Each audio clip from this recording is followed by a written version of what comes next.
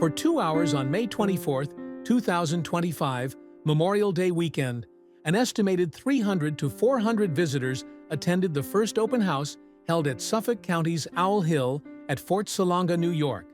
It was a homecoming of sorts for Corey Geske, independent historian, who returned to the library where she'd first been photographed in 2017 by the family who'd resided at Owl Hill for more than 60 years.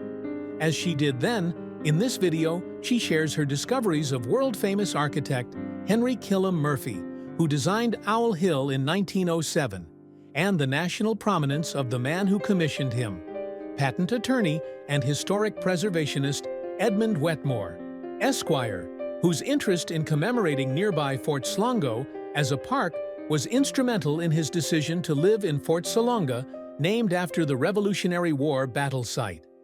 Geske speaks at the library window overlooking the southeast entrance drive and lawns as visitors arrive and tour the county's recently acquired museum and park, while throughout the open house, exhibits she prepared showcased images of Murphy's plans and historic photos from the lives of the several famous owners of Owl Hill. In their totality, her discoveries transformed an old house and grounds once primed for clustered real estate development into a National Register eligible property by 2021. In recognition of her role in preserving Owl Hill, she received Preservation Long Island's PLI 2024 Preservation Award in 2025, along with Suffolk County Legislator Robert Trotta, the Suffolk County Department of Parks, Recreation and Conservation, and Suffolk County Executive Edward P. Romaine, recognized by PLI for organizational excellence. I'm Corey Geske, an independent volunteer historian who lives in the township of Smithtown. And I am happy to be here at Owl Hill today, May 24th, 2025, because the county, Suffolk County, and thanks to Legislator Rob Trotta and Mike Rosato, his legislative aide, and County Executive Edward Romaine, has decided, and the county legislators, to purchase this beautiful 27-acre potential park and museum for the people of Suffolk County and the state of New York and the country. This is a world-renowned architect's work, an architectural gem that was designed for a man, Edmund Wetmore, who was an historic preservationist. It's an historic preservationist ideal house built by a master architect, Henry Killam Murphy, who designed 14 universities and colleges in the Far East, in China, Korea, and Japan, as well as amazing American architecture in Connecticut, throughout New England. This home that he designed in 1907 for Edmund Wetmore is one of the oldest in the world, designed by Murphy. His work is now documented for the first time. Before my work identifying him and identifying Edmund Wetmore, the owner who commissioned him, no one knew who built this old house. I was asked by a newspaper reporter, what do you know about Owl Hill? I said, from the look of the building and the house that I had seen in the Smithtown News in 2016, it was built by a master architect who knew exactly what he was doing. This house was built so that air circulation would come in up the southeast hill and enter the house through the open windows. It was maximized in the attic area and every window in this house. When you learn green in architecture, you need to study this kind of house built by architects who did not have air conditioning to rely on. This is not a cookie cutter house. This house was built to maximize natural forces that we have, onshore and offshore winds of Long Island. Murphy was a boatman. He understood air currents. Wetmore's wife was also a boat person who loved nautical efforts and also owned a ship she called Silver Toes. They also had stables on the property.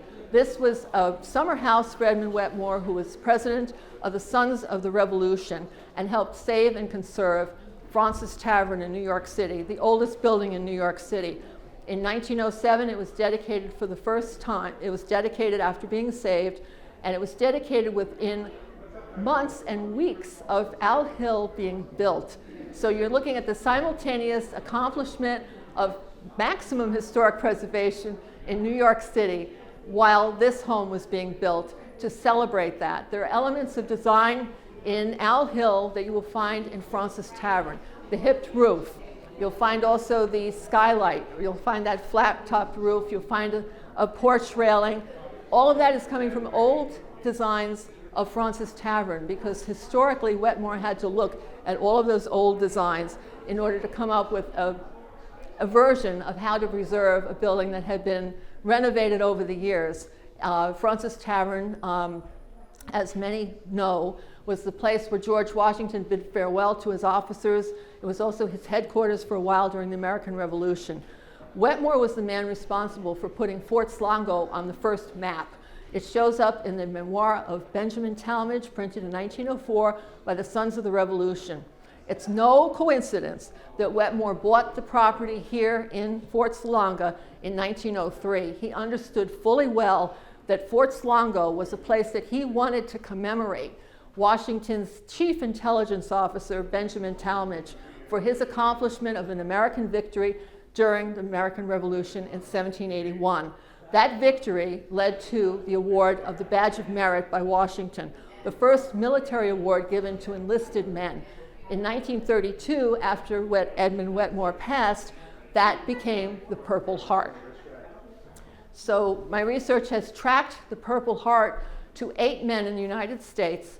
The 8th man is the man that I've located, Elisha Price, who lived at the gates of Blydenburg County Park, so that the county Blydenburg Park ties into Owl Hill, because Owl Hill was built as a commemoration of Fort Slongo, which was the initiative for Washington developing, and that little purple badge of merit that became the Purple Medal of Honor. So the Purple Heart rather, and some say the Medal of Honor. Wetmore was also responsible for establishing the Knox Trophy at West Point, and that was done while he was here living at Owl Hill. And the pictures that I have on the tour, you'll see Wetmore sitting next to U.S. President William Howard Taft at the dedication of the Sons of the Revolution monument placed on St. John's College grounds in Annapolis, Maryland. It was the first tomb monument dedicated in the world to unknown soldiers and sailors of France who fought for the United States during the American Revolution. And the allies that the young United States and the 13 colonies had were continuously valued by Wetmore and other men he worked with who appreciated history throughout the years. Also in the pictures you'll see the French ambassador to the United States, Jules Jusserand, who wrote a piece for the bicentennial of Franklin that the next owner of Owl Hill printed specifically for the American printer, because he was the president of the American Printers League in New York. And that's on the fireplace mantle there behind you. It was inspired by Wetmore's mantelpiece, which is essentially a headpiece of a book. That woodland scene is the headpiece that is in a book above the main message. The message on the Blanchard Press that Ansel Brower was president of was equality. Wetmore, like Brower, believed in equality in education, equality for all people, Native Americans, Black Americans, and women, particularly at Ivy League colleges that were not then awarding all degrees to women. So again, Wetmore and the man he sold the house to and their successors were all inspired here at Owl Hill to design, to defend patents.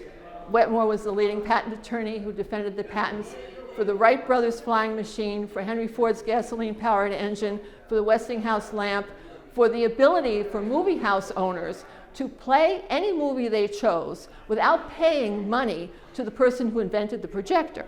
This was a major accomplishment of Wetmore's defenses over the years that would reach across the country. He was also president of the American Bar Association, and on that platform, he gave a considerable address to the lawyers of America, east to west coast. It was printed in Colorado. He was backing the policies of Theodore Roosevelt to establish a national park system. In Fort Salonga, he pushed for Fort Slongo to be made into a park in 1904, corresponding with his friend Teddy Roosevelt's efforts nationally. He was consistently involved with historic preservation, the old Fort Johnson in Montgomery County, upstate New York. He was involved on legal counsel with that in his family's hometown. He and his sister donated Baron von Steuben's military sword to a historical society upstate because his family had succeeded in ownership to it. He had a wonderful family that had appreciated their history, and he tried to share that and commemorate with others because, as Teddy Roosevelt wrote in a letter to him concerning a dinner that was being given by the Sons of the Revolution in New York, I think we can learn, and I'm paraphrasing Roosevelt, I can't quite say it as he did, but it was well said, we can learn for the future if we know our past. It's extremely important, and by past I mean the full past. France is an ally of the United States. We would not be here if it weren't for France being our ally, and a full appreciation of that going forward into the future. So I think we can learn from the past, and to cherish that past is important. And I'm grateful for all those who have come today and shared their memories of Al Hill and what they know. And I ask anyone who sees this tape who has memories from family, neighbors, write them down, because when you forget them, when you don't repeat them, they are lost, as was the name of the architect of this house and the man who hired him, who commissioned him. Edmund Wetmore's name on the map turned into Edward Wetmore. It was an effort just to trace him, to find him, let alone the architect whose plans were sitting at Yale University behind tarps during a renovation that the Yale librarians were happy enough to go back behind the tarps and pull out for me, especially those first plans of the central staircase that matched Dave Ambrose's article of 2016, and I knew I had found the true architect of Al Hill. So thank you very much, everybody, for being here today, and come back. Thanks to Suffolk County. Thank you, wow. Would you like a glass of water? I'm okay. That was way on beyond I would imagine. Like, thank you very much. Is it too long? Well, no, wait, I can do it.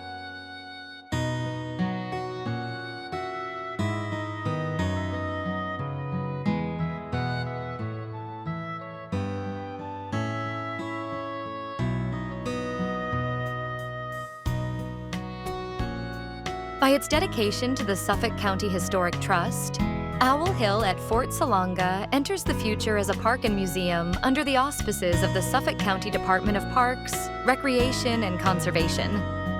For further information, contact the Suffolk County Department of Parks or Corey Geske at Facebook.